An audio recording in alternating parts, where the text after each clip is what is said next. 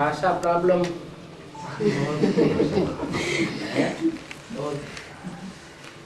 भाषा प्रॉब्लम की वजह से फिर पूछना करना भी वार्तालाप भी नहीं चल सकता।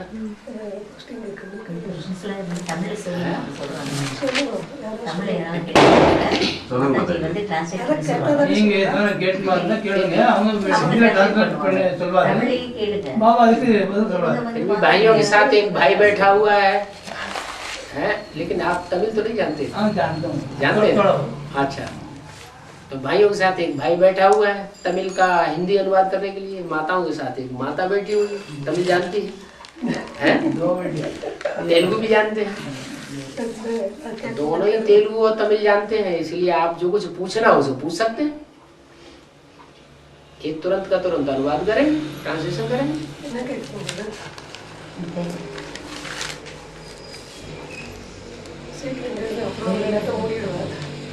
हाँ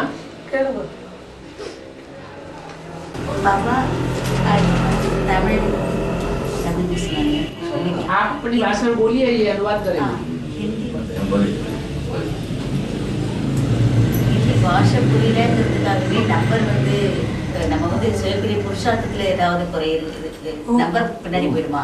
वो क्या पूछते हैं हिंदी भाषा आने आता नहीं उसको बोलने के लिए, इसलिए अपना नंबर कुछ पीछे चले जाएंगे। क्या पीछे चले जाएगा? ऐसी कोई बात नहीं, पुरुषार्थ से क्या नहीं हो सकता है। जब पुरुषार्थ से विश्व की बादशाही मिल सकती है तो भाषा नहीं सीखी जा सकती, नहीं सीख सकते। भाषा नहीं है तो बोलने को नहीं है, समझते नहीं है भाषा। लेकिन 6 महीने में 3 महीने में ऐसी आजकल किताबें आती हैं जो गारंटी देते हैं संस्थाएं कि हम 3 महीने में ये भाषा सिखा देंगे, 6 महीने में भाषा सिखा देंगे। और यहाँ ज्ञान में भी ऐसे देखा जा रहा है, ऐसे ऐसे बच्चे आते हैं कि जो हिंदी का का खा गा गा ABCD नहीं जानते थे और ज्ञान में आने के बाद 1 साल के अंदर उन्होंने हिंदी में भाषण देना शुरू कर दिया। चलो हिंदुस्तानियों की बात छोड़ो, जो विदेश से आ रहे हैं उनमें भी ऐसे हैं कि 6 महीना नहीं हुआ उनको अभी ज्ञान में आए हुए, भारत में आए हुए, बाबा से मिले हुए, और 6 महीने के अंदर ही उन्होंने ट्रांसलेशन करना शुरू कर दिया हिंदी में, पत्र लिखना बाबा को शुरू कर दिया हिंदी में, और दूसरों को ज्ञान भी सुनाते हैं हिंदी में। तो विदेशी आत्माएं 6 महीने के अंदर इतनी होशियार हो सकती हैं, आप नहीं हो सकते।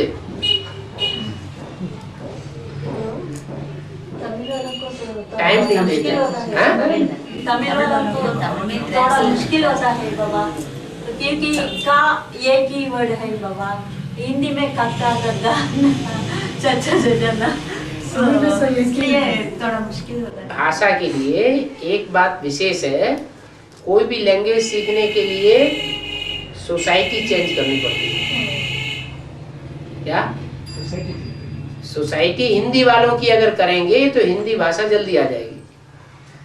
सोसाइटी अगर मेंटेन करेंगे अंग्रेजी वालों की तो अंग्रेजी जल्दी आ जाएगी। सोसाइटी मेंटेन करेंगे तमिलियंस की तो तमिलियन भाषा जल्दी आ जाएगी। तो ऐसे ही आपको मिनी मधुबन मिले हुए हैं ढेर सारे। बाबा आपको निमंत्रण देते हैं कि आप आइए, हर मिनी मधुबन में हिंदी भाषा बोली जाती है, आप अगर हिंदी भाषा सीखिए।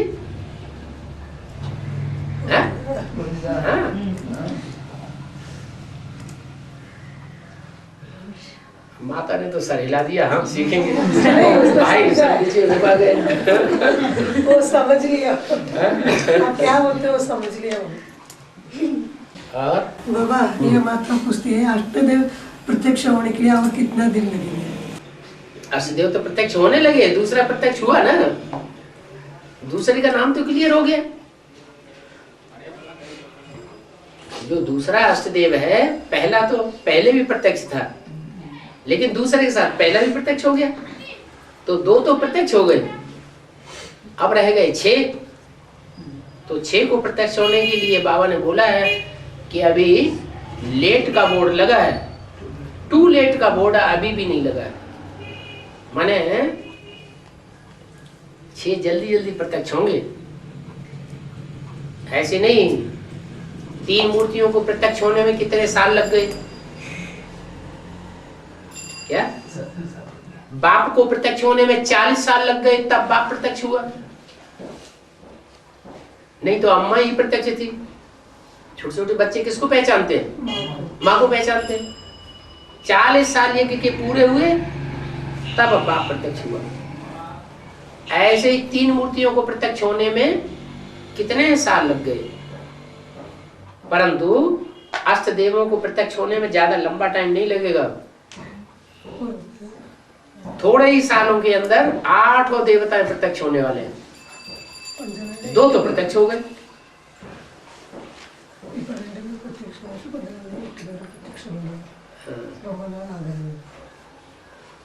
और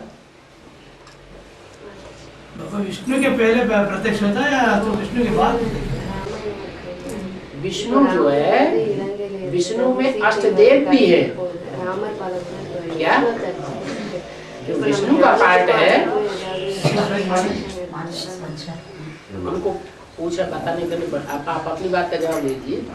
जो विष्णु है उसमें अष्टदेवों में से जो मुख्य है वो भी है, और उसकी सहयोगी भुजाएं भी हैं। क्या जो और सहयोगी भुजाएं हैं वो अष्टदेव नहीं हो सकती।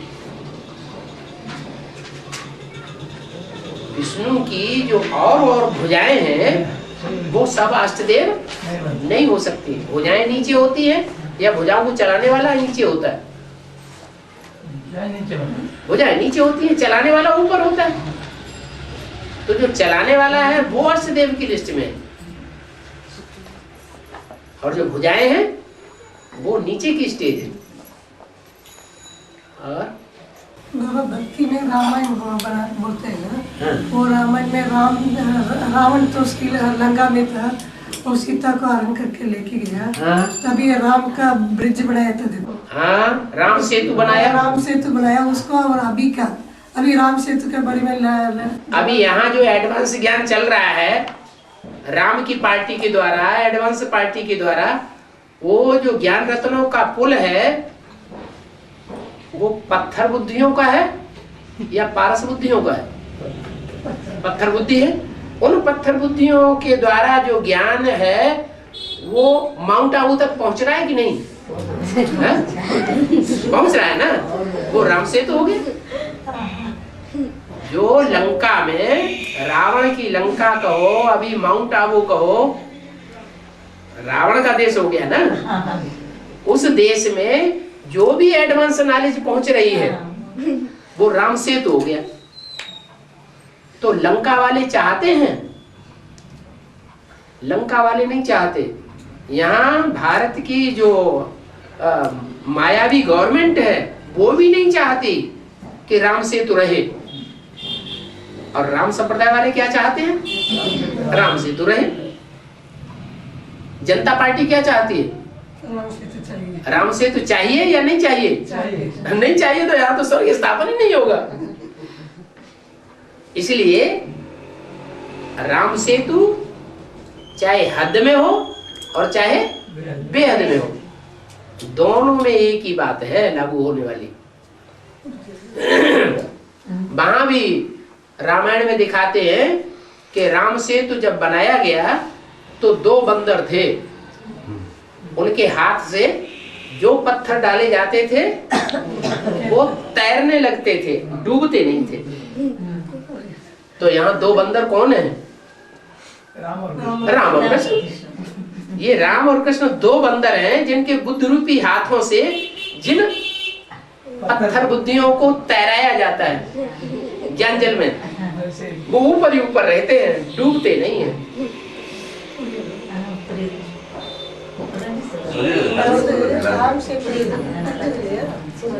नहीं, आपने तो समझा है, सबने नहीं समझा। பக்தியில இருக்கிற ராம் சேது பத்தியும் இந்த ஞானத்துல இருக்கிறதும், பக்தியில இருக்கிற ராம் சேதுக்கும் இதுக்கு என்ன டிஃபரன்ஸ்? இங்க எல்லாம் ஞானத்தை எடுத்துக்கிட்டு நம்ம மவுண்ட் அபு வரலும் பிரிட்ஜ் கட்டுறோம், அதுக்கும் அதுவும் ஒண்ணுதான். அதுல கல்லு புத்தி, இப்ப நம்ம அட்வான்ஸ் புத்தி எல்லாம் கல்லு புத்தி. இந்த கல்லு புத்திக்காரோட தான் அதான் சேது பண்ணது, பாலம் பண்ணது. அப்புறம் இந்த இந்த இடத்துல 2 குரங்கு இருந்தது. 2 குரங்கு போட்ட கல் வந்து முதந்தது, அது அடியில போல. அதே போல நமக்கு வந்து ஞானத்தை கொடுத்து நம்மள முதக்க வைக்கிறாங்க. ஞானத்துல எல்லாரும் முதக்கணும். அது 2 குரங்குங்கிறது வந்து ராமர் கிருஷ்ணன். कुछ बात इनसे बताने को रह गई तो आप बता दो। नहीं वो मत जी, सही बात है। अच्छा और आगे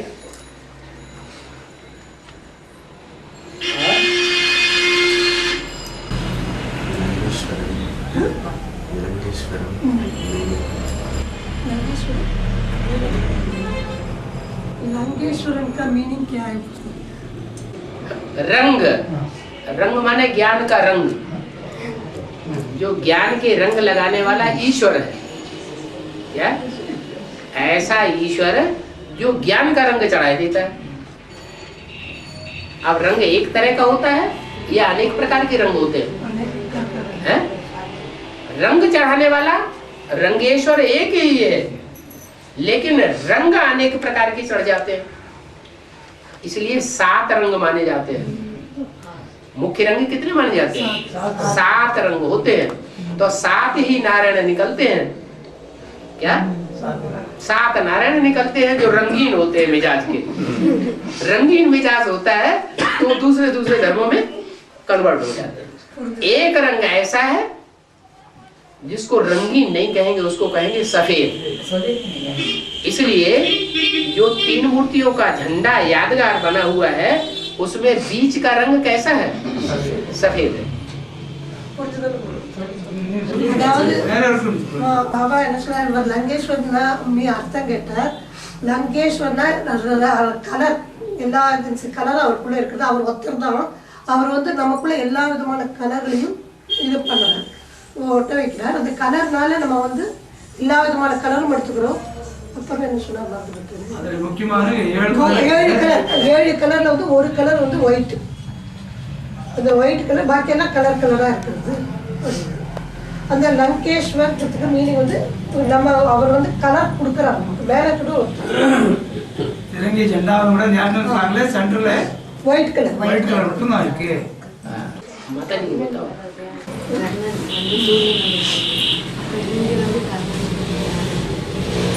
बाबा कर्ण है ना, वो तो सूर्य का बच्चा है। हाँ? इधर एडवांस में कर्ण कौन है? जो कर्ण है उसका कर्ण का अर्थ क्या होता है? कर्ण माने कान। क्या कर्ण माने कान। कान का काम क्या होता है? सुनना। है?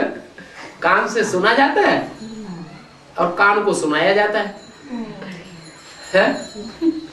तो यहाँ कौन है कर्ण?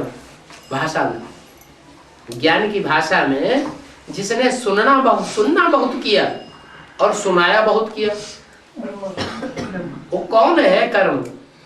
लेकिन उसने कौरवों का साथ ज्यादा दिया। क्या पांडवों का साथ नहीं दिया? अब बहुत पावरफुल था। क्या कौरवों को उसकी पावर के ऊपर नाज था, अरे कर्ण हमारे साथ है। क्या उनको क्या नाज था? कौरवों को कर्ण हमारे साथ है, हमारी बीजे जरूर होगी। सूर्य का पुत्र है। किसका पुत्र है? सूर्य का पुत्र है। அதாவது கர்ணனுக்கு காது, இந்த காதுனால நம்ம கேட்கிறோம், கேட்டதை அப்படியே சொல்றோம். கர்ணங்கிறது யாருனாக்கா ஆதியில இருந்த பிரம்மபவன கேட்டார் சொன்னார் இல்லையா? அதே போல அவர் வந்து கேட்டு சொல்றார். அவர் சூரியனுடைய அவர் வந்து யார்? கர்ணன் யாருக்கு இதுவாக இருந்தார்? இவருக்கு கௌரவம், இவர் கௌரவ பக்கம் தானே இருக்கார். और कर्ण की एक बात और विशेषता है, बहुत दानी था, महान दानी। उसने जितना दान किया उतना और किसी ने दान नहीं किया। तो ये बात बिल्कुल क्लियर है कि ब्राह्मणों की दुनिया में तन का दान, धन का दान है, और मन जो लगाया वो दुनिया में नहीं लगाया। कहाँ लगाया? ज्ञान में लगाया। भले बुद्धि में नई बात नहीं निकली, लेकिन फिर भी जो भगवान ने सुनाया सो ही सुन, वो ही दूसरों को सुनाया। तो तन से, मन से, धन से, वाचा से सबसे ज्यादा दान किया कि नहीं किया? किया। हो गया। இன்னொரு அர்த்தம் என்னன்னாக்க கர்ணனுக்கு தர்ம வள்ளல். அவர் எப்படின்னாக்க இங்கேருந்து ஞானத்தை கேட்டது சொல்லறது செய்து அவரோட மண் புத்தி எல்லாமே இந்த ஞானத்தில் தான் இருந்தது. இந்த மாதிரி அவர் தானம் பண்ணார். अच्छा, और पांडव पहले प्रत्यक्षता रूपी जन्म लेते हैं या कर्ण पहले जन्म लेता है? सूर्य का पुत्र तो है, लेकिन सूर्य का पुत्र कैसा है? पहले जन्म लेने वाला या बाद में जन्म लेने वाला? पहले जन्म लेने वाला, पहले उसकी प्रत्यक्षता होती है, तो प्रत्यक्ष हो गया. கர்ணனுக்கு தானே முதல்ல பிறந்தாங்க. அதே முதல்ல அவருக்கு வந்து அவர் தான் முதல்ல எல்லாருக்கும் தெரியல. அதே போல இந்த இடத்துல அவர் தானே முதல்ல வந்தார். और उस कर्ण की पालना करने वाले कौन है? नहीं कौरव नहीं है. पालना करने वाले हैं वो दासी बनने वाले ज्यादा स्वभाव के हैं या राजा बनने वाले स्वभाव के हैं? जिन्होंने भी पालना की है वो विधर्मी है या स्वधर्मी है? विधर्मी है. जितने भी विधर्मी दूसरे धर्म में कन्वर्ट होने वाले हैं वो भारत को धोखा देने वाले हैं. जो धोखा देने वाले हैं वो दासी बनेंगे, दासी स्वभाव के होंगे या राजा रानी स्वभाव के होंगे? दासी स्वभाव के होंगे. तो कर्ण की पालना किसने की?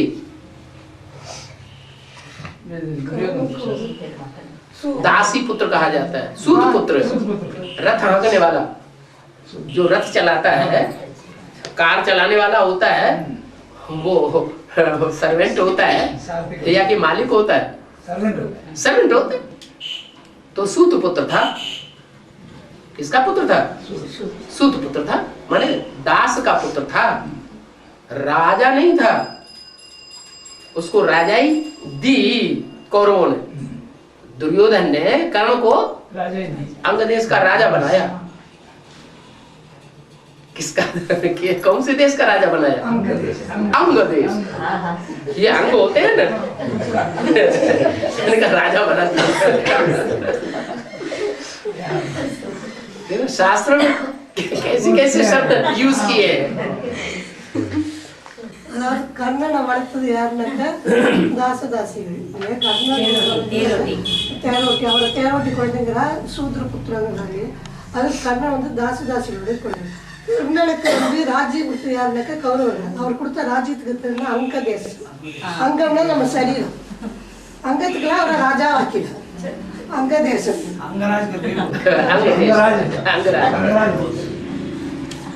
अंग देश का राजा. अंग जो है वो आत्मा से कनेक्टेड बात है. आत्मा से कनेक्टेड है अंग या देह से कनेक्टेड है? देह से कनेक्टेड. माने देहभान अंग देश के राजा में ज्यादा होगा. देहभान अंग देश के राजा में ज्यादा होगा या दूसरों में होगा? अंग देश का जो राजा होगा सबसे ज्यादा देहभान होगा. सीता सीता सुरमा सीता तमिழே சொல்லு. சீதா தேவிய வந்து ஜனக புத்திரின்னு சொல்றது. ஆனாலும் அவங்க புத்திரி ஒவ்வொரு கதையில சொல்றாங்க லங்கேஸ்வரனோட புத்திரி அவங்க. ஆனா அவங்களே கொண்டு போய் சிறை வச்சுட்டாங்க அப்படின்னு சொல்லி வருதா இல்லையா? கடைசியில அவங்க வந்து தன்னுடைய குழந்தை புரிஞ்சுக்கிறாங்கன்னு சொல்லிட்டு அதுக்கு வந்து இங்க நம்ம ஞானத்துல क्या बोलते हैं? सीता है ना, सीता को जनक पुत्री बोलते हैं.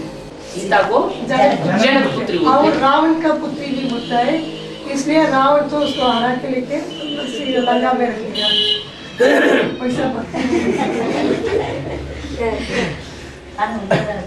सीता रावण की पुत्री नहीं बोलते हैं. सीता जो है वो जब हल चलाया जा रहा था तो जमीन में से निकला घड़ा. जमीन में से क्या निकला? घड़ा निकला.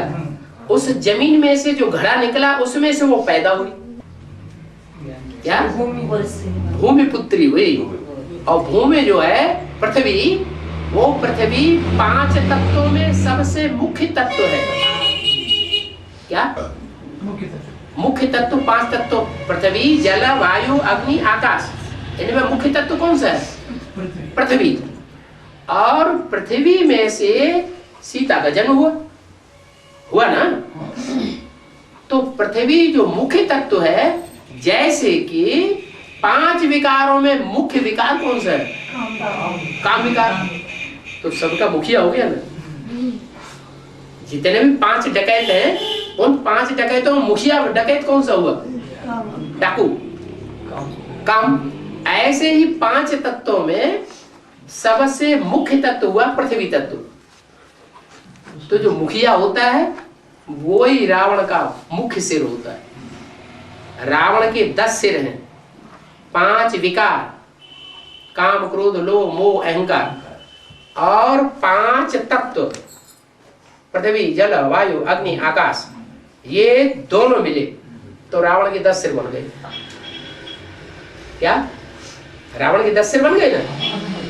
काम क्रोध लोभ मोह अहंकार, ये 5 विकार, और ये पृथ्वी जल वायु अग्नि आकाश, ये 10 मिल गए तो रावण के 10 सिर बने ना। ये रावण के जो 10 सिर बने हैं, उनमें 5 विकार ज्यादा पावरफुल हैं या 5 तत्व ज्यादा पावरफुल हैं?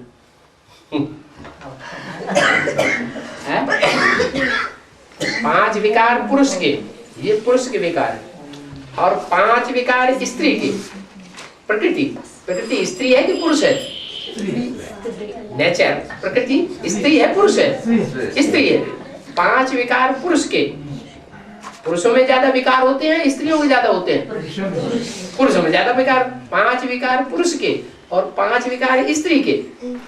इनमें ज्यादा, दोनों में, विकारों में और 5 तत्वों में ज्यादा पावरफुल कौन है? 5 विकार। 5 विकार ज्यादा पावरफुल। अच्छा, शिव ज्यादा पावरफुल है और शिव के बच्चे पांडव ज्यादा पावरफुल हैं या शिव की शक्तियां ज्यादा पावरफुल है? ज्यादा शक्ति किसको मिलती है पहले?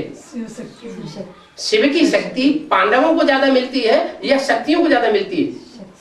जो नजदीक होगा उसको ज्यादा शक्ति मिलेगी या जो दूर होगा उसको ज्यादा शक्ति मिलेगी? जो नजदीक रहेगा। नजदीक रहने वाला। तो कौन है नजदीक? शिव की शक्तियां ज्यादा नजदीक है शिव के या पांडव ज्यादा नजदीक है शिव के? प्रैक्टिकल जीवन में क्या देखने में आ रहा है? शक्तियां ज्यादा नजदीक है, इसलिए वो ज्यादा पावरफुल हो जाती है। कितनी पावरफुल हो जाती है? 5 विकार रूपी माया रावण जो है, वो पुरुषार्थियों का कुछ नहीं बिगाड़ सका। पुरुषार्थी, उनके ऊपर 5 विकारों का आक्रमण हो रहा है सन 36 से लेकर अब तक, लेकिन पुरुषार्थी फिर भी पुरुषार्थ करते चले जा रहे हैं। कुछ माया ने बिगाड़ा नहीं, माया रूपी रावण ने कुछ भी बिगाड़ा नहीं। और अभी तो अव्यक्तवाणी में कह दिया माया थक चुकी है। क्या? जो 5 विकार हैं वो वार करते करते थक गए। अब क्या किया? अब माया ने जब थक गई ना, कोई शत्रु होता है जब लड़ाई लड़ते लड़ते थक जाता है तो क्या करता है? मार देता, जीतने के लिए मारने। अरे इतने मारने की ताकत हो तो फिर वो थके ही क्यों? नहीं, ऑपोजिशन तो उसको मार देंगे ना। अपोजिशन तो कर ही रहा था, लेकिन लड़ाई लड़ते लड़ते, युद्ध करते करते थक गया, चूर चूर हो गया। अब क्या करे? छोड़ दे। छोड़ दे तो मर जाएगा। नहीं, जो थक जाता है वो फिर सहायता मांगता है। क्या? कोई ये इच्छा करता है तो कोई मेरी आकर के सहायता करे,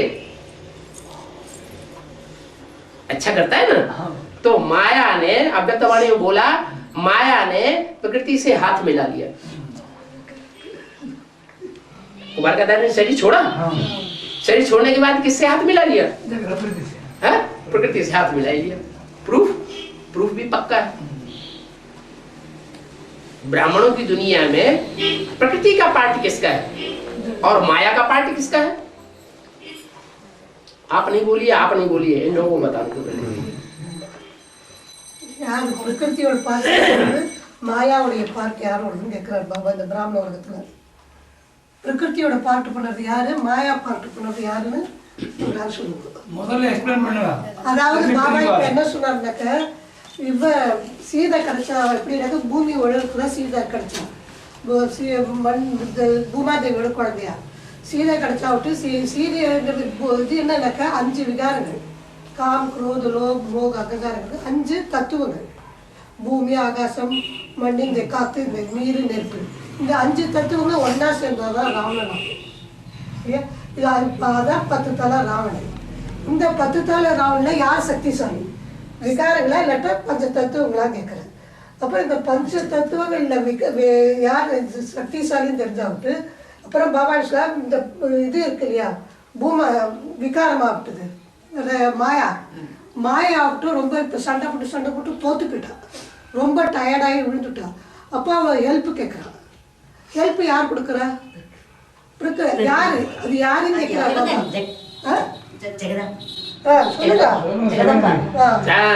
जगदम्बा है प्रकृति। क्या जगदम्बा है प्रकृति। कृति माने काम, कार्य। प्र माने प्रकृष्ट रूपेण किया गया कार्य। क्या भगवान जब आता है तो जिस तन में आता है उस तन के द्वारा जो कार्य करता है, क्या कार्य करता है? भगवान इस सृष्टि पर आता है तो सबसे बड़ा कार्य क्या करता है? ज्ञान देता है, ज्ञान सुनाता है, वो सबसे बड़ा कार्य है। या संघ का रंग लगाता है, वो सबसे बड़ा कार्य है। जो संघ का रंग लगाता है, भगवान आता है तो इंद्रियों के द्वारा कुछ काम करता है कि नहीं करता है? करता है ना। तो चाहे आंख हो, चाहे कान हो, चाहे नाक हो, चाहे कोई भी इंद्रियां हो, इंद्रियों तन में प्रवेश करता है और उसकी इंद्रियों के द्वारा, मुकर्रर की इंद्रियों के द्वारा कार्य करता है। तो जो भी कार्य करता है उस कार्य में सबसे ज्यादा संग का रंग लेने वाली कौन है? माता योगी। बच्चे उतने संग के रंग में नहीं आते जितना बाप संग के रंग में आता है, वो माँ संग के रंग में आती है। तो जिस रथ में परमात्मा बाप प्रवेश करते हैं, बाप के रूप में प्रत्यक्ष होते हैं, उससे सबसे जास्ती मिलन मेला कौन मनाता है? वो ही सबसे ज्यादा संघ के रंग में आता है। जो जास्ती मिलन मेला मनाता है, जो जास्ती संघ के रंग में आता है, वो पांडव होगा या कोई शक्ति होगी? शक्ति होगी। शक्तियों में जो मुख्य है वो है पहली शक्ति, जो पहले सरेंडर होती है। क्या कौन सरेंडर होती है पहले? हैं? अरे भगवान आते हैं तो पहले कौन सरेंडर होता है? नहीं, मुरली में भी बताया हुआ है। बाप जब आते हैं तो पहले सरेंडर कौन होता है? बाप के सामने पहले मन बुद्धि से, तन से, मन से, धन से, बुद्धि से पहले सरेंडर कौन होता है? माया सरेंडर होती है। लेकिन माया सरेंडर तो होती है, सरेंडर होना एक अलग बात, लेकिन निभाना एक अलग बात। लेकिन माया भी बुद्धि है ना, इसलिए निभाती नहीं है। क्या बाप के साथ अर्पण तो हो गई बाप के सामने, लेकिन अर्पण होने के बावजूद भी वो औरों के साथ कनेक्शन बनाए रखती है। तो माया भी औरत हुई या सच्ची औरत हुई? माया भी औरत हुई। तो माया सरेंडर तो पहले होती है, लेकिन माया भी रूप है उसका, इसलिए निभा नहीं पाती जैसा निभाना चाहिए सच्चाई से, इसलिए वो पहले सरेंडर होती है। और माया के बाद दूसरा नंबर सरेंडर होने का किसका होता है? प्रकृति। क्या प्रकृति जो है वो दूसरे नंबर में सरेंडर हो जाती है। सरेंडर भी होती है और सरेंडर होने के साथ लंबे समय तक निभाती भी है। ऐसे नहीं निभाती है, सरेंडर होने के बाद निभाती भी लंबे समय तक निभाती भी है। जब निभाएगी तो सबसे ज्यादा ताकत कौन लेगी? निभाने वाली सबसे ज्यादा ताकत ले लेती। इसलिए ये 5 तत्वों में जो पृथ्वी तत्व में जितनी ताकत है उतनी और किसी तत्व में इतनी ताकत नहीं है।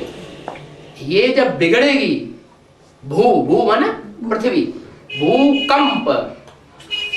भूकंप माना अंग्रेजी में क्या कहते हैं भूकंप को? अर्थक्वेक। अर्थ माना पृथ्वी, क्वेक माना हिलना। तो पृथ्वी जब हिलती है तो सारी दुनिया के सब जीव जंतु खलास हो जाते हैं, इतनी ताकत है। दुनिया की सबसे बड़ा विनाश जो है वो कैसे होगा? पानी की बाढ़ से सबसे बड़ा विनाश नहीं होगा, आग लगने से सबसे बड़ा विनाश नहीं होगा, एटम बम फटने से। लेकिन जब पृथ्वी हिलेगी तो दुनिया का बड़े से बड़ा विनाश हो जाएगा, संपूर्ण विनाश हो जाएगा। तो प्रकृति में बहुत ताकत है। क्या? इतनी ताकत है कि सारी दुनिया को खत्म कर देगी। माया ने सबको खत्म नहीं कर पाया। माया 5 विकारों ने, अच्छा माया का रूप कौन है? ज्ञान प्रकृति तो आपने बता दिया, जगदम्बा। जगदम्बा जब हिलेगी, जब विकराल रूप धारण करेगी, तो चाहे बेसिक में हो, चाहे दुनिया में हो, चाहे एडवांस में हो, जितने भी असुर हैं वो सब धराशायी हो जाएंगे, सब गिर पड़ेंगे। क्या? एक सत्य रह जाएगा, वो नहीं हिलेगा, बाकी सबका सत्यानाश कर देगी, सबका पद नीचा हो जाएगा।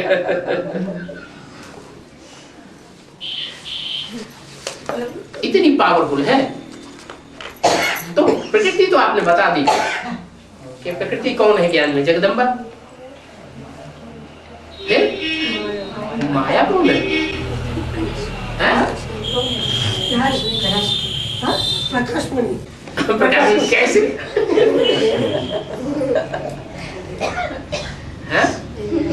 प्रकाशमणि दादी माया का रूप है तो कैसे? बाबा जगदम्बा तो आपने जान लिया।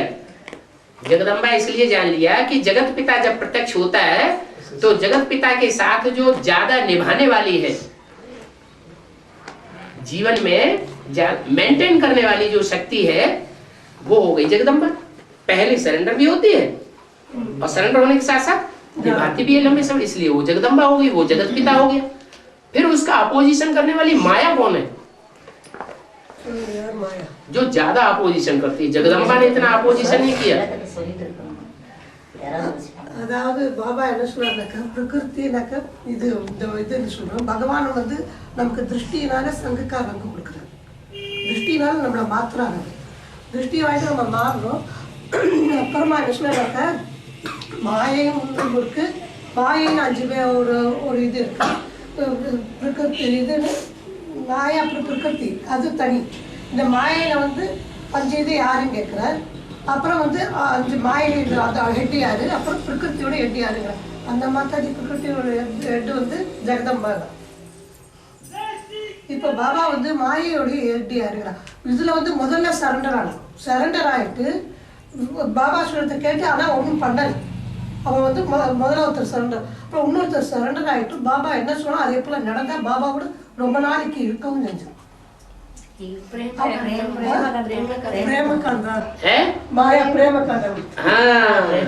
बीज रूप में है, एडवांस में है, वो जो पहले सरेंडर हुई। क्या? जब एडवांस ज्ञान शुरू हुआ 76 से, तो पहले सरेंडर होकर बाप के साथ कौन रही? जो रही वो बीज रूप में माया। क्या?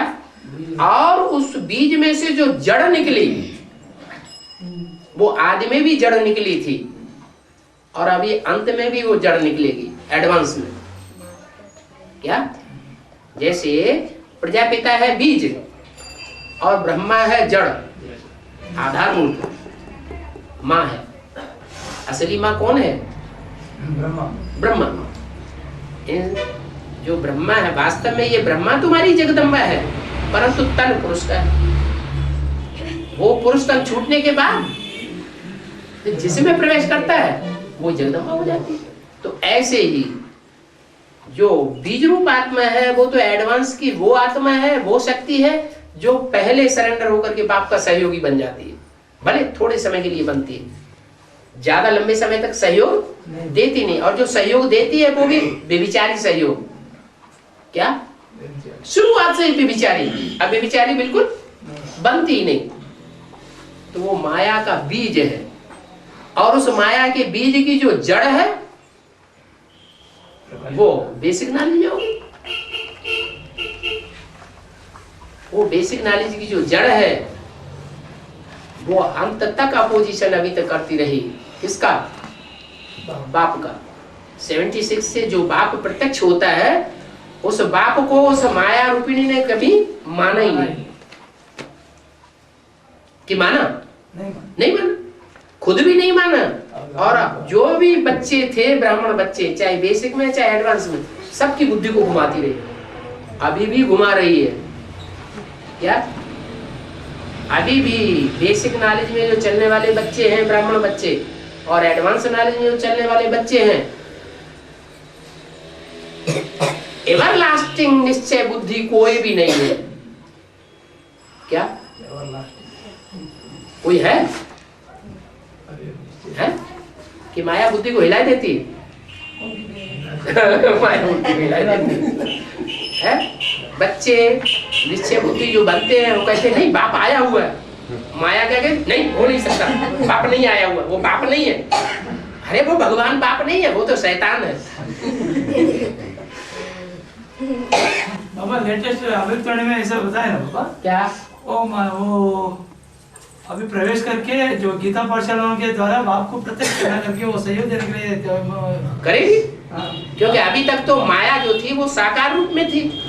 जो साकार शरीरधारी होते हैं वो तो लोकलाज के बंधन में बंधे हुए होते हैं। गुरु लोग, गुरु लोगों को माया लोकलाज का बंधन होता है कि नहीं?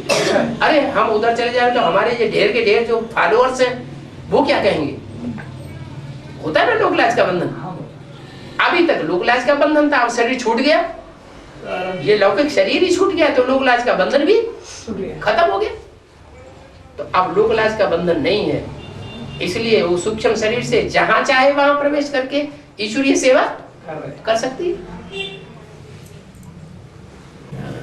பாபா முதல்ல என்ன சொன்னாருனாக்க, முதல்ல இந்த பிரேம் கந்தான்னு இல்லையா, அவன் முதல்ல சரண்டர் ஆனா, சரண்டர் ஆகிட்டு பாபா கொஞ்சம் தான் இருக்கு, நான் பூரா பண்ணலை. இப்போ பண்ணினாலும் டிஸ்சர்வீஸ் பண்ணாலும் ஒழுங்கான இது பண்ணலை அப்படின்னா. அதுக்கப்புறமா என்ன சொன்னாருனாக்க, இது இப்போ அப்புறம் என்ன சொன்னார் மறந்து கொடுத்துருக்குது. மாயா முதல்ல கொஞ்சம் தான் சர்வீஸ் பண்ணா, அப்புறம் விட்டுட்டு போயிடா, 12 டிஸ்சர்வீஸ் தான் பண்றான் அப்படின்னு. அதுக்கப்புறம் என்ன சொன்னார், சூக்ஷ்ம சரீரம் எடுத்து அந்த பிரதர் கிட்ட அவ்யக்தவாணியில் இப்போ சொல்லியிருக்கு. மாயா வந்து இது பண்றா, கீதா படசலாலாம் வந்து ஹெல்ப் பண்றாங்க. இந்த கீதா படசலால வந்து அவர் ஹெல்ப் பண்றாங்க எப்படின்னாக்க, சரீரத்தோட இருக்கிறது அவளுக்கு தன் சுத்தியில் இருக்கிறவங்களுடைய இது மான மரியாதையெல்லாம் பார்த்துருங்க. சூக்ஷ்ம சரீரத்துக்கு அதெல்லாம் பார்க்க வேண்டாம். அதனால அவன் எங்க ஒரு பிரவேசம் பண்ணி இப்போ ஹெல்ப்புக்கா பாபாக்கா காரியம் பண்றான். இப்போ இந்த பீச் ரூட்ல அட்வான்ஸ்ல இருக்கக்கூடிய மாயா பாபா சொன்னார் இல்லையா, அவங்க சரண்டர் ஆயிட்டாங்களா? बीज रूप वाली सरेंडर हो जाए तो सारा ही काम हो गया।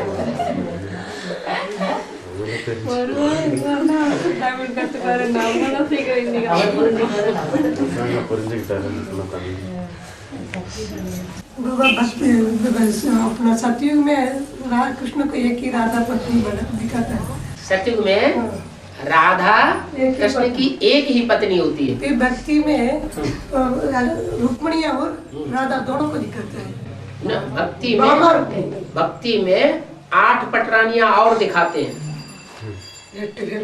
एक नहीं, एक रुक्मिणी नहीं है पटरानी, सत्यभामा भी पटरानी है, जामवंती भी पटरानी है, 8 पटरानियां दिखाई। क्योंकि 8 विधर्मी हैं तो 8 पटरानियां हैं, और एक पक्की स्वधर्मी है जो एक कोई प्यार करने वाली है, वो राधा है। एक है महारानी और बाकी सब है पटरानी, और 108 है रानियां। மாதாஜி கேட்டு பக்தியில வந்து நம்ம பாமாவையும் ருக்மிணியும் காட்டுறோம் கிருஷ்ணனுக்கு பத்தினியா. நம்ம ஞானத்துல என்ன சொல்லியிருக்குன்னா ராதா ஒத்தி தான் காமிச்சிருக்கு. பாபா இஸ்லாம் ஒத்தியில 8 பேர் உண்டு. பக்தியில பாமா ருக்மிணி இந்த மாதிரி 8 பேர் உண்டு. அந்த 8 பேர் வந்து பட்ராணிகள், விதர்மி ஆத்மாக்கள். அதாவது சுதர்மி ஆத்மா வந்து ஒரே ஒரு ராதா ஒத்தி தான். அவன் ஒத்தி தான் சுதர்மி ஆத்மா, அவன் மகாராணி, இவாளான பட்ராணி. महारानी कितनी? महारानी एक। और पटरानी कितनी? पटरानी माने जिन्होंने बहुत ऊंचा पुरुषार्थ तो किया, बहुत ऊंची उड़ान उड़ी, लेकिन लास्ट में माया से ऐसी टक्कर हुई कि पट में जाके गिरी, तो उनका नाम पड़ गया पटरानी। और रानी, महारानी नहीं, पटरानी नहीं, क्या? रानी। वो कितनी है? 100 रानियां हैं जो ज्यादा से ज्यादा जन्मों तक रानी का पद पाती हैं। महारानी नहीं बनती, पटरानी नहीं बनती, लेकिन रानी तो बनती है। 100 हो गई रानी। और गोपियां कितनी है? 16,108 गोपियां हैं। गोपियां माने जो रानी बनकर के प्रत्यक्ष नहीं हो गई, राजा के साथ रानी बैठती है, तो ऐसी प्रत्यक्ष नहीं हो जो कोई जाने कि हाँ ये राजा है ये रानी है, लेकिन गुप्त में संबंध जोड़ लिया। क्या? सबके सामने प्रत्यक्ष नहीं हुई, सबने नहीं जाना, लेकिन संबंध जुड़ गया, तो वो हो गई गोपियां। गोपियां माने गुप्त संबंध जोड़ने वाली। वो कितनी? 16,108।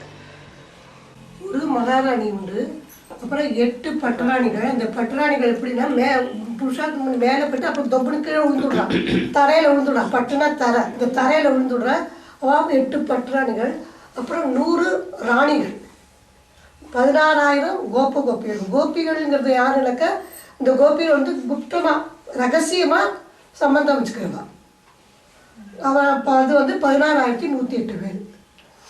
ஒரு ராணி, ஒரு மகாராணி, 8 பட்டராணி, 100 வந்து ராணி, 16,108 வந்து गोपी। बाकी लोग क्या होंगे? बाकी लोग प्रजा।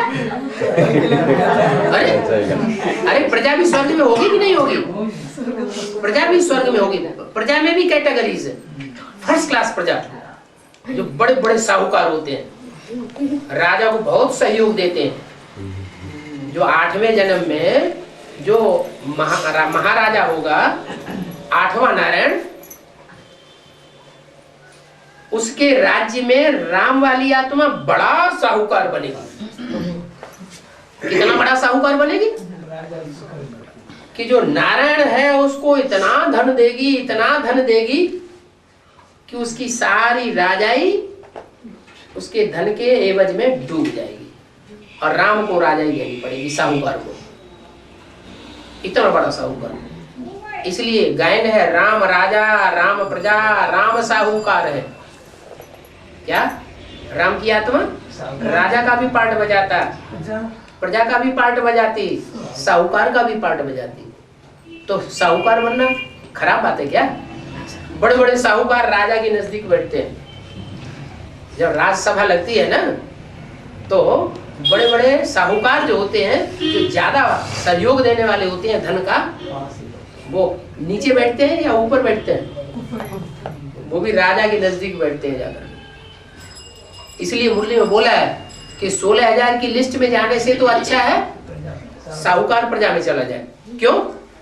क्योंकि 16,000 की लिस्ट में ऐसे ऐसे भी होंगे जो जन्म जन्मांतर दास दासी बनते रहते हैं। साहूकार प्रजा भी होगी। 16,000 की लिस्ट में 1,000 ब्रह्मा की भुजाएं भी होंगी। वो साहूकार होंगे या साधारण होंगे? साहूकार होंगे, बड़े बड़े साहूकार होंगे।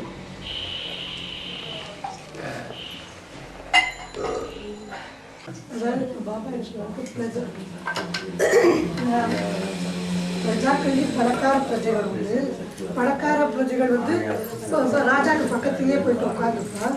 அதே அதோட கோபியர்களை பொறுக்கிறதோட மகாராஷ்டிரா பணக்கார பிரஜாவை பொறுக்கலாம். அதான் ராமராஜா, ராம் பிரஜா, ராம் சௌக்கர்னா இந்த ராம 8வது நாராயணன் வந்து இந்த ராமர் வந்து பெரிய பணக்காரனாக இருக்கார். பணக்காரன் வந்து அவருக்கு அவர் கடன் வாங்குறாரு. இந்த கடன் வாங்கி அவர் கொடுக்குற பைசா அவர் ராஜ்யமே முங்கி போயிடுது. முங்கி போனால் அவர் இவனோட அவர் பெரிய பணக்காரன் ஆகிடுறார். அதான் பாபா சொல்ற ராம் ராஜா ராம் பிரஜா ராம் சௌக்கர். இப்போ நீங்கள் என்ன கேட்டீங்க? प्रजा 84 जन्म होता है। वो प्रजा लोग को 84 जन्म आई क्या पूछते हैं? हाँ, जो पहले जन्म की प्रजा होगी, फर्स्ट जन्म की, जो कृष्ण के साथ प्रजा होगी कि नहीं? कृष्ण अकेला ही पैदा होगा क्या? अरे कृष्ण का जन्म सतयुग में पहले नंबर पे होगा ना, पहला पत्ता है ना सृष्टि का, तो वो अकेला ही पैदा होगा कि उसकी राजधानी होगी पूरी? கிருஷ்ண முதல்ல கிருஷ்ணர் பிறக்கிறார் இல்லையா, அவர் தனியாக பிறக்கிறார், அவர் கூட இன்னும் நிறைய பேர் இருப்பார், அவருக்கு கூட விளையாடுறதுக்கு செய்யறதுக்கு. राजधानी होगी ना, तो राजधानी में प्रजा भी होगी, फर्स्ट क्लास प्रजा वाले भी होंगे, सेकंड क्लास प्रजा वाले भी होंगे, थर्ड क्लास प्रजा भी होंगे। 3 விதமான பிரஜைகளும் உண்டு. அவளுக்கு 84 ஜென்மம் உண்டு. तो 84 जन्म नहीं लगे? कृष्ण की राजधानी में जो प्रजावर की आत्माएं होंगी, साहूकार आत्माएं होंगी या साधारण प्रजा होगी, वो 84 जन्म नहीं लेगी। पहले जन्म में आएगी तो 84 जन्म होंगे ही होंगे। முதல் ஜென்மத்தில் வருவாளுக்கு பணக்கார ஜென்மம் எந்த மாதிரி இருந்தாலும் அவளுக்கு 84 ஜென்மம் உண்டு. कृष्णरोड बाबा इस भाई का जो प्रश्न है, बाप सर्वशक्तिवान है, माया को भी क्यों सर्वशक्तिवान करके बोलते हैं? बाप है पढ़ाई पढ़ाता है, तो किसी भी ये तो नहीं कह रहे तुम कम पढ़ाई पढ़ो, तुम ज्यादा पढ़ाई पढ़ो, ये कह सकता है? नहीं। फ्री होके पढ़ाई पढ़ो। जो फ्री होके पढ़ाई पढ़ने वाले बच्चे हैं, उनमें एक बच्चा ऐसा है जो पूरी पढ़ाई पढ़ता है और सच्चाई से पढ़ता है, इसलिए उसका नाम सत्यनारायण पड़ जाता है। सत्यनारायण और बाप शिव, उसमें फर्क है या नहीं है? सत्यनारायण और शिव दोनों आत्माओं में फर्क है या नहीं है? है। सत्यनारायण राजा ही लेता है और शिव बाप राजा लेता ही नहीं।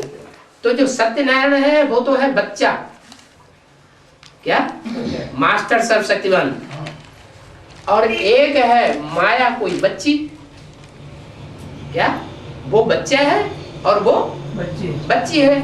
पढ़ाई तो पढ़ती है, सारी पढ़ाई पढ़ लेती है, लेकिन सच्चाई से पढ़ाई नहीं पढ़ती। बाप जैसे पढ़ाई पढ़ाना चाहता है, जैसे धारणा कराना चाहता है, वैसे धारणा नहीं करती, लेकिन है बहुत तीखी। कुमार का दादी इतनी तीखी थी कि एक बार मुरली सुनने बाबा से सामने बैठ के, और पूरी मुरली ज्यों की तो एक एक शब्द ज्यों का त्यों रिपीट कर देती थी, 4-5 पेज की मुरली।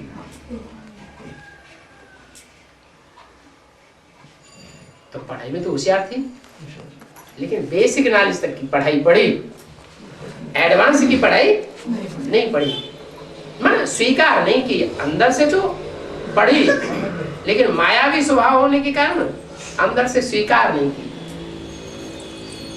इसलिए वो माया बन जाती है और सर्वशक्तिवान बन जाती है। बाबा कहते हैं जितनी हिम्मत करोगे उतनी मैं मदद दूंगा। क्या? तो अच्छे काम के लिए भी जितनी हिम्मत करोगे तो मैं मदद दूंगा, और बुरे काम के लिए भी जितनी हिम्मत करोगे तो मैं मदद देने के लिए बांधा हुआ हूं। किनको? ब्राह्मण बच्चों को। तो माया जो है बाप का अपोजिशन करने में बहुत हिम्मत करती है, तो जितनी हिम्मत करती है बाप उनको अच्छा लो, खूब ताकत लो, खूब अपोजिशन करो। अपोजिशन करने में माया जो है वो सर्वशक्तिवान कही जाती है, प्रकृति सर्वशक्तिवान नहीं कही जाती है। क्यों? क्योंकि प्रकृति तो बाप की सहयोगी भी बनती है और बाप की विरोधी भी तब बनती है जब माया उससे हाथ मिला लेती है। अभी अव्यक्तवाणी में बोल दिया कि माया ने प्रकृति से हाथ मिला लिया, उसका प्रूफ भी आ गया।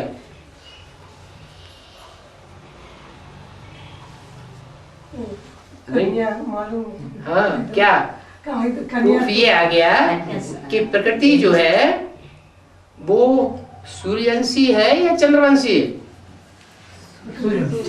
है? सूर्यवंशी। बाप के 2 बच्चे हैं, एक बच्चा बन के पैदा होता है, एक बच्ची बन के पैदा होती है। बाप सूर्य है और पृथ्वी सूर्य है बाप और पृथ्वी है माता, तो 2 बच्चे हुए ना बाप के। तो जो पृथ्वी है वो पृथ्वी माता है, और वो पृथ्वी माता जो है बहुत पावरफुल है। पावरफुल तो है, लेकिन सूर्य के गुण उसमें उतने जास्ती नहीं है, क्योंकि ज्ञान उतना नहीं धारण करती है। इसलिए बाबा ने मुरली में बोला, मेरे साथ रहने वाले बच्चे मेरे को नहीं पहचान पाते। क्यों? क्योंकि जड़त्वमयी बुद्धि है या चैतन्य बुद्धि है? पृथ्वी जड़ होती है या चैतन्य होती है? जड़त्वमयी बुद्धि है। इसलिए जड़त्वमयी बुद्धि होने के कारण बाप को पहचान नहीं पाती है, भले साथ में रहती है, साथ निभाती भी है लंबे समय तक। माया तो अपोजिशन ही अपोजिशन कर रही है 76 से लगातार, लेकिन भगवान को पृथ्वीपति भी कहते हैं। भगवान का एक टाइटल है लक्ष्मीपति, एक टाइटल है पृथ्वीपति, एक टाइटल है मायापति। तो जो भगवान का पार्ट है वो माया का भी पति बनता है। सबसे पहले किसका पति बनता है? भगवान जब इस सृष्टि पर आता है भगवान बनकर के प्रैक्टिकल में, तो पहले पहले किसका पति बनता है? लक्ष्मीपति बनता है, गीतापति बनता है, या मायापति पहले बनता है? गीता नहीं, पहले मायापति बनता है। तो जब पहले मायापति बनेगा तो माया से पहले बच्चा पैदा होगा कि नहीं होगा? तो माया से जो बच्चे पैदा होते हैं वो असुर होंगे या देवता होंगे? असुर बच्चे पैदा होते हैं। इसलिए असुर हैं बड़े और देवताएं हैं छोटे। भगवान किसको सहयोग करता है? देव आत्माओं को सहयोग करता है या राक्षसों को सहयोग करता है? देव आत्माओं को सहयोग करता है, इसलिए देवताएं विजयी हो जाते हैं। अगर सहयोग न करें तो देवताएं जितने दब्बू हैं कि राक्षसों के सामने उनकी कुछ भी चलेगी नहीं। शास्त्रों में इसलिए देवताओं को छोटा बताया और राक्षसों को बड़ा बताया। जो पहले बच्चा पैदा होता है वो ज्यादा पावरफुल होता है या बाद में पैदा होने वाले बच्चे ज्यादा पावरफुल होते हैं? पहले पैदा होते हो ज्यादा पावरफुल होते हैं। तो मायापति, फिर प्रकृतिपति, फिर लक्ष्मीपति।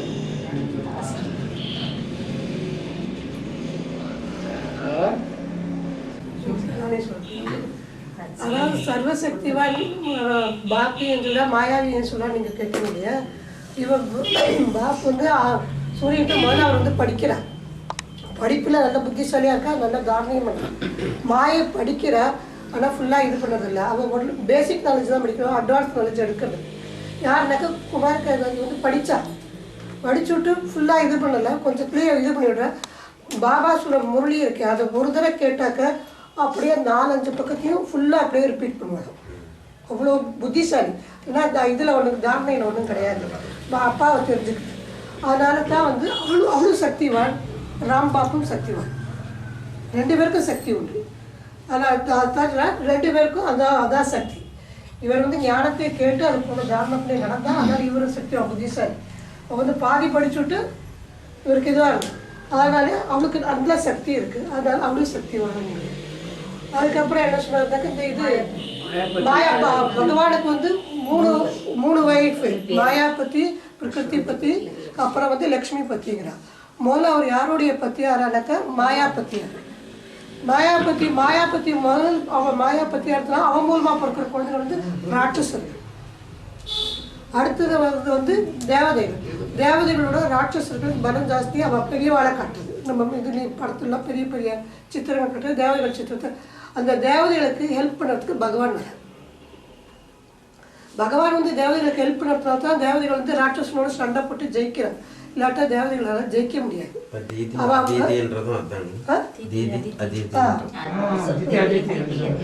दिति और अदिति। जब सृष्टि की शुरुआत हुई तो कश्यप ऋषि की 2 पत्नियां थीं। काश्य माने तेज, काश्य माने तेज। कौन सा तेज? याद का। याद का तेज जिसने सबसे जास्ती और सबसे पहले पी लिया उसका नाम पड़ा कश्यप। क्या? का माने ब्रह्मा भी होता है। का माने ब्रह्मा, माने ब्रह्मा को सबसे पहले जिसने पी लिया। तो ब्रह्मा के द्वारा जो भी ज्ञान निकला किसने पिया? कश्यप ने पी लिया। तो जिसने सबसे पहले वो ज्ञान पी लिया माने ब्रह्मा को पी लिया, वो हुआ कश्यप। और कश्यप ऋषि 2 पत्नियां थी, एक दिति और एक अदिति। दिति कहते हैं जैसे कोई चीज हो, जैसे कोई कागज, 2 कागज है,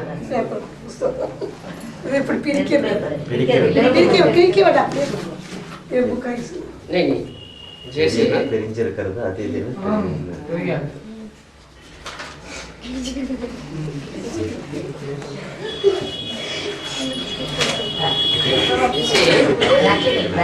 ये 2 कागज है, एक का नाम दिति, एक का नाम अदिति। ये दिति कब दिति कहा जाता है? ये दिति हो गया। और ये अदिति क्या? जो फटा हुआ है वो दिति और ये है अदिति। माने ये पवित्र है और ये अपवित्र है। तो जो अपवित्र है दिति है, दिति उससे दैत्य पैदा हुए। क्या?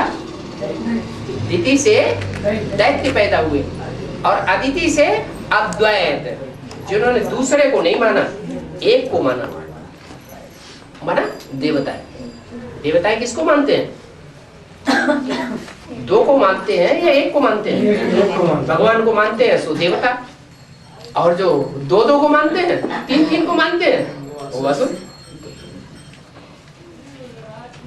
देवताओं का एक बाप होगा या असुरों का एक बाप होगा? देवताओं का एक बाप, दूसरा न कोई। और असुरों के 2 बाप होते हैं। इसलिए कृष्ण को 2 बाप दिखाए गए। कृष्ण को 2 बाप दिखाए गए हैं। भक्ति मार्ग में जो कृष्ण जिसे कहा गया है उसको कितने बाप हैं? 2 बाप, एक पैदा करने वाला, एक पालने वाला। लेकिन कृष्ण तो देवता है ना। जिस कृष्ण के लिए गीता का भगवान कहते हैं, जो कृष्ण गीता का भगवान बनाए दिया गया, वो कृष्ण जो गीता माता के ऊपर पति बन के बैठ गया, वो देवता की लिस्ट में होगा या राक्षसों की लिस्ट में होगा? वो किसकी लिस्ट में होगा? राक्षसों की लिस्ट में हो गया। ऐसा बच्चा तो कुपत्ता मरा वाला।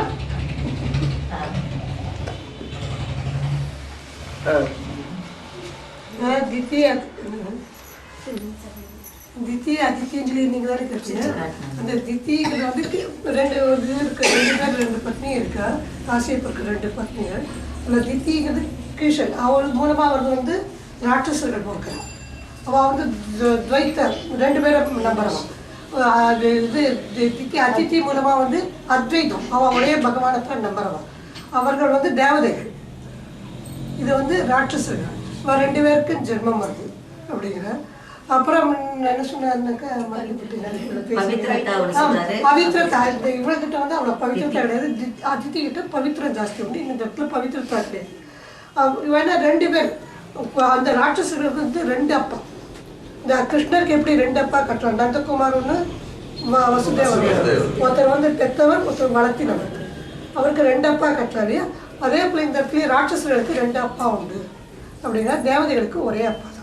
கேள்வி கேட்டீங்க, அதுக்கு வந்து இந்த மாதிரி கிருஷ்ணர் வந்து இப்படி தேவதானே நீங்க கேள்வி கேட்டீங்க, அதுக்கு பாபா என்ன சொல்றாரு? அதுதான் சொன்னேன், கிருஷ்ணர் தேவதையா. நான் சொன்னேன் பாபா கிருஷ்ணர் தேவதையா, 2 அப்பா ராட்சசர்களுக்கு தேவதை பாபா சாஸ்திரம் அந்த கீதா மாதாக்கு பத்தியா கீதா பத்தி கீதா மாதா இருக்கு இல்லையா அவளுக்கே பத்தியா இப்போ உட்காந்து அம்மாக்கே பத்தியா போயிட்டா அந்த குழந்தை ராட்சச குழந்தை தானே அந்த மாதிரி குழந்தை இருக்கிறதோட இல்லாத இருக்கிறது நல்லது.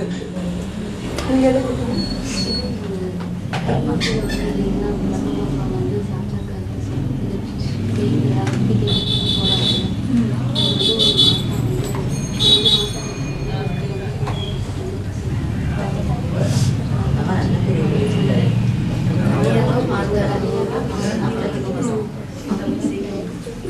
बाबा दादा लेखराज ने उसका डाउट साक्षात्कार का डाउट क्लियर करने के लिए कलकत्ता आया बाबा को सुनाने.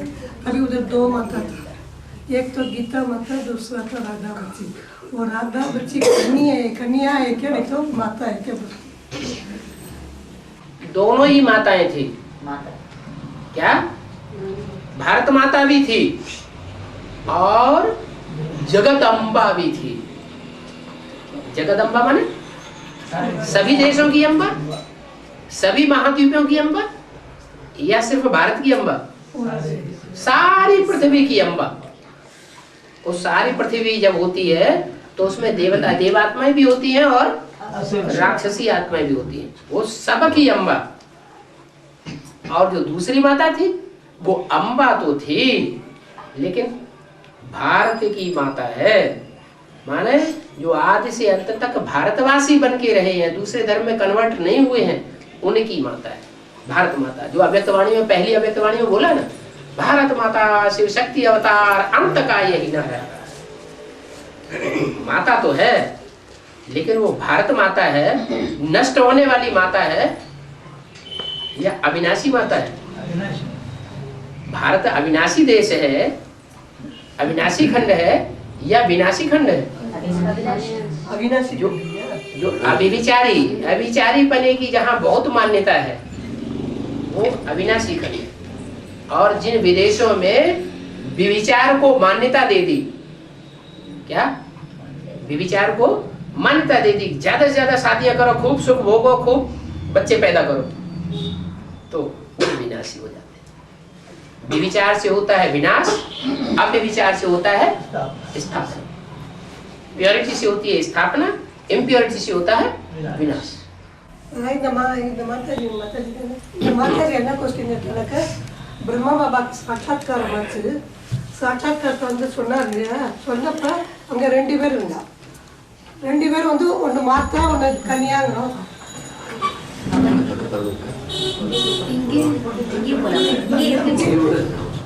ஒன்று மாத்தா ஒன்று கன்னியாங்கிறா. கன்னியாவா கேட்டாங்க. பாபாஸ்ல 2 பேருமே மாத்தா தான். ஒன்று வந்து ஜெகதம்பா, ஒன்று வந்து பாரத மாதா. ஜெகதம்பானாக்க பூரா இதுக்கும் அம்பா. இது பாரத் மாதாங்கிறது பாரதத்துக்கு. பாரத மாதத்து அழியாத நாடு. அதாவது பாரத் மாதாவும் அழிய மாட்டாங்க. பவித்திரம் ஜாஸ்தி உண்டு பாரதத்தில். பாக்கி இருக்கிற நாட்டுலாம் அவ்வளோ பவித்திரம் கிடையாது. அங்கே நிறையா கல்யாணம் பண்ணிக்கும், நிறையா ஜாலியாக இருந்து சொல்லணும். இது பாக்கி இது இந்த இடத்துல வந்து பவித்திரத்துக்கு மரியாதை உண்டு. அப்படின்னா அதனால வந்து 2 பேருமே மாத்தாத கன்னியா இருக்காங்க. அவங்க வந்து பாரத மாத்தா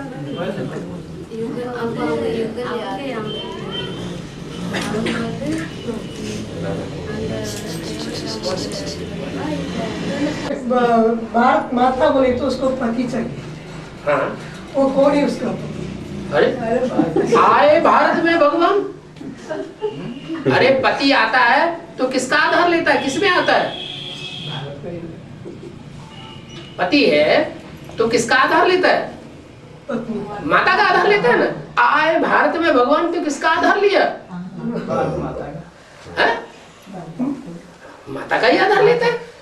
फिर ये क्या बोलते हैं, राम तो एक पत्नी वाला है. हाँ? सेवक राम का पत्नी है क्या? वो किसका पत्नी?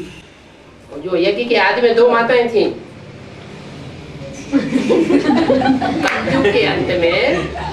कलयुग के अंत में सब पतित होते हैं कि कोई पावन भी बचता है. सब पतित होते हैं. क्या सब पतित है? और ज्यादा पतितपना कौन से देश में है? भारत में। भारत। और भारत में भी कौन सा ऐसा शहर है जहाँ ज्यादा से ज्यादा वैश्यावृत्ति चली है?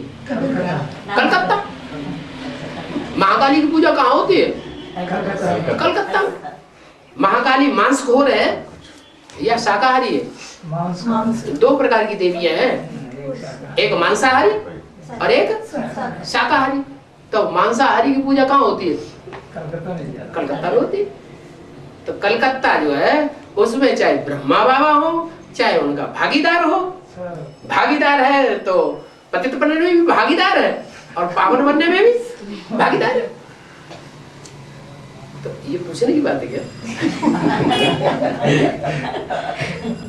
அதாவது வந்து இங்க கேட்டாங்க இல்லையா, முதல்ல இந்த ரெண்டு இது யாருக்கு பாரத் மாதாவுக்கு தனியா இல்லை, மேலே பகவான் வந்தா பகவானுக்கு ஒரு மாதாவோட இதா சகயோகம் வேணும், நான் பாரத் மாதாவில் இருக்கு.